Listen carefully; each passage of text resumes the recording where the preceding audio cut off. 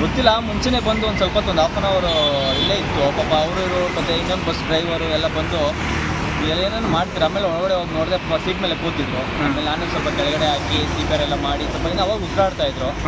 ಆಮೇಲೆ 180ಗೆ ಫೋನ್ ಮಾಡ್ದೋ. ಆಮೇಲೆ ಅವ್ರು ಬಂದರು.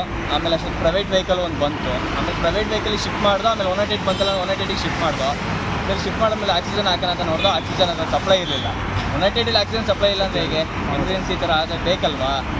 ಈ ಥರ ಆಯಿತು. ಬಟ್ ಇಲ್ಲಿಂದ ಅಲ್ಲಿ ತಗೊಂಡೋಗ್ಬೇಕಾದ್ರೆ ಏನೋ ಡೆತ್ ಆಗಿದೆ ಅಂತ ಹೇಳ್ತಿದ್ದಾರೆ. ಬಟ್ ಅಟ್ಲೀಸ್ಟ್ ಒಂದು KSRTC ಬೇರೆ ಯಾರನ್ನ ಒಬ್ರು ಇರಲೇಬೇಕು ಈ ಮೂಮೆಂಟಲ್ಲಿ. ಅಟ್ಲೀಸ್ಟ್ ಅವ್ರಿಗೆ ಎಮರ್ಜೆನ್ಸಿ ಆದರೂ ಕೋರ್ಡಿನೇಟ್ ಮಾಡೋಕ್ಕಾದ್ರೂ ಏನಾದರೂ ಅಟ್ಲೀಸ್ಟ್ ಒಂದು ಬಟನೋ ಸ್ವಿಚ್ ಏನಾದರೂ ಒಂದು ಇರಬೇಕಲ್ವಾ? ಬಟ್ ಅವರೇನೋ ಇನ್ನೊಂದು ಬಸ್ನವ್ರಿಗೆ ಫೋನ್ ಮಾಡಿ ಅವರೇನೋ ಕರ್ಸ್ಕೊಂಡಿದ್ದಂತೆ, ಬನ್ನಿ ಈ ಥರ ಹೆಲ್ತ್ ಏನೋ ಇದಾಗ್ತದೆ. ಬಸ್ಸಲ್ಲಿ ಕ್ಯಾಮ್ರಾ ಗಿಮ್ರಾ ಏನಾದರೂ ಇದೆಯೋ? ಇಲ್ಲ, ಕ್ಯಾಮ್ರಾ ಆ ಥರ ಏನೂ ಇಲ್ಲ. ಅಟ್ಲೀಸ್ಟ್ ಅವ್ರಿಗೇನೋ ಒಂದು ಫಸ್ಟು ಸೇಫ್ ಆ್ಯಂಡ್ ಸೆಕ್ಯೂರ್ ಬೇಕಲ್ವಾ? ಇವ್ರಿಗೆ KSRTCನವ್ರು ಈಗ ಮಾಡಿದ್ರೆ ಹೇಗೆ? ಬಟ್ ಆಂಬುಲೆನ್ಸ್ 180 ಅದರಲ್ಲಿ ಆಕ್ಸಿಜನ್ ಇಲ್ಲ. ಆಮೇಲೆ ಅದರಲ್ಲಿ ಒಬ್ಬರು ಸಿಸ್ಟರು ಇಲ್ಲ, ಒಬ್ಬರೇ ಡ್ರೈವರ್ ಒಬ್ಬರೇ ಒಬ್ಬರಿಂದ ಅವ್ರು ಪೇಷಂಟ್ ಮಾಡ್ಕೊಳಕ್ಕೆ ಅವ್ರು ಯಾರೋ ಒಬ್ರು ಬೇಕಲ್ವಾ?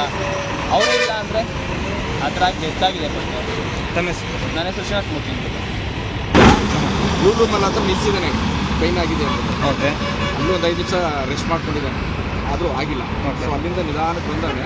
ಇಲ್ಲಿ ಜಾಸ್ತಿ ಪೈನ್ ಆಗಿ ಗಾಡಿ ಸೈಡಿಗೆ ಯಾರಿಗೇನು ಆಗಿಲ್ಲ. ಪ್ಯಾಸೆಂಜರ್ಗಳಿಗೇನು ಏನೂ ಆಗಿಲ್ಲ. ಅವ್ರನ್ನೆಲ್ಲ ಬೇರೆ ಗಾಡಿಗೆ. ಎಷ್ಟು ಜನ ಇದ್ದಾರೆ ಪ್ಯಾಸೆಂಜರ್ಗಳು? ಈ ಗಾಡಿದ 5 ಜನ. 5 ಜನ ಇದೆ. Okay okay. ತಮ್ಮ ಅವ್ರ ಹೆಸರು? ಡ್ರೈವರ್ ಹೆಸರು ತಿಳ್ಕೊಳಕ್ಕಾಗಿಲ್ಲ ಸರ್. ಹೌದಾ ಸರ್? ಕಾಲಿಗೆ ಹೌದಾ? ತಾವ ಹೆಸರು? ತಮ್ಮ ಹೆಸರು? Thank you.